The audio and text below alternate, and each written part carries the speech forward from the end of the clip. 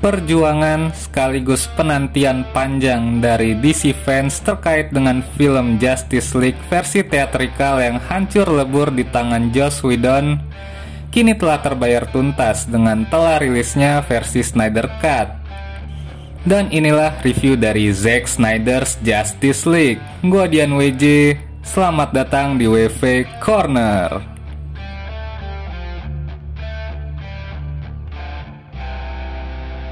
Diawali dengan gerakan hashtag Release the Snyder Cut yang masif dilakukan di sejumlah platform media hingga banyaknya kegiatan sosial yang dilakukan oleh fans. Mei 2020 menjadi sebuah titik balik ketika Zack Snyder mengumumkan lampu hijau akan dirilisnya versi garapannya secara utuh yang pada akhirnya telah tayang di HBO Max dan HBO Go per 18 Maret kemarin. Dengan total durasi 4 jam, Snyder sungguh tak menyia-nyiakan keleluasaan waktu yang panjang ini dengan penggalian konflik yang lebih dalam dan juga dengan cerita yang lebih visioner arahnya. Sedari 15 menit pertama, bahkan kita sudah bisa melihat bila versi Snyder ini adalah film yang berbeda. Jauh lebih dewasa, begitu artistik dan juga dramatis. Ditambah dengan color grading yang menggambarkan bagaimana DC sesungguhnya. Dunia yang tengah masuki masa kelam pasca ditinggalkan Superman dapat terasa secara emosional. Meski sebenarnya memiliki plot yang kurang lebih sama dengan versi teatrikalnya, detail eksekusi cerita sangat-sangat jauh berbeda. Dengan alurnya yang pelan, memastikan setiap langkahnya berada di tempat yang tepat guna membangun setup cerita yang kuat.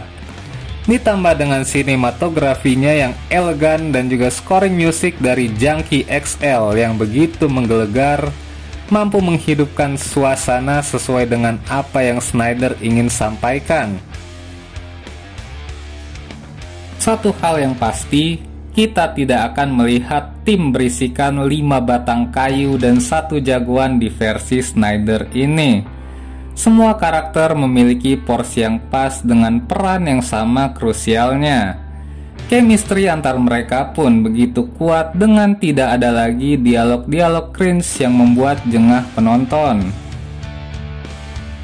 Bahkan 3 karakter hero yang sebenarnya baru melakukan debut di DCU, yakni Aquaman, The Flash, dan Cyborg, memiliki running time yang cukup dengan backstory-nya yang kuat untuk mengenalkan siapa mereka, yang tidak serta-merta ujuk-ujuk main direkrut oleh Bruce Wayne.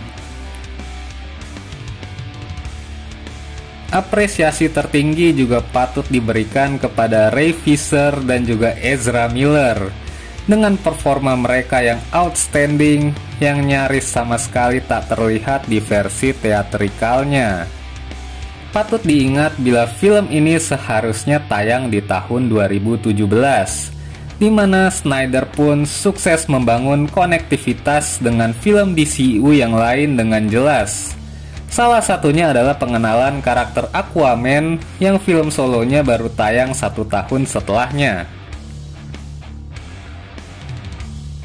Dari sisi antagonis, kita juga dapat melihat motivasi yang clear dari Steppenwolf yang tidak serta-merta hanya ingin merebut Mother Box dan menguasai semesta.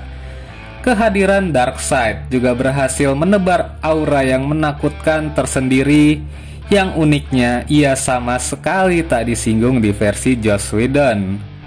Akhir kata, satu buah kekurangan yakni CGI-nya yang kurang mulus dan tampak kasar di beberapa parts rasanya dapat sepenuhnya dimaafkan. Terlebih setelah kita menikmati alur cerita film ini sepenuhnya. Dan saya memberikan skor 93/100 untuk Zack Snyder's Justice League. Terima kasih sudah menonton konten kami. Semoga bermanfaat dan silakan follow akun sosial media kami di @wvcorner. Gua Dian WJ, sampai jumpa di konten-konten berikutnya.